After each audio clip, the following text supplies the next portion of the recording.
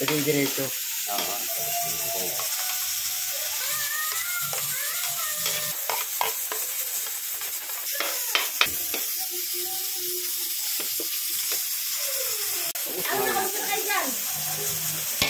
Ganda na. Kaya ganyan? Tayo.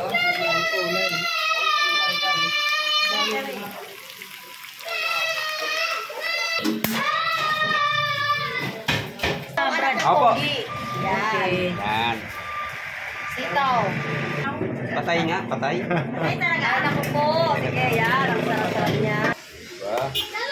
Hindi tayo mahirap maghalo-halo. So, ito na po yung finished product ng ating menu na kare-kare. Kaya ready to serve na sa mga constituent nating mga pinapakain araw-araw.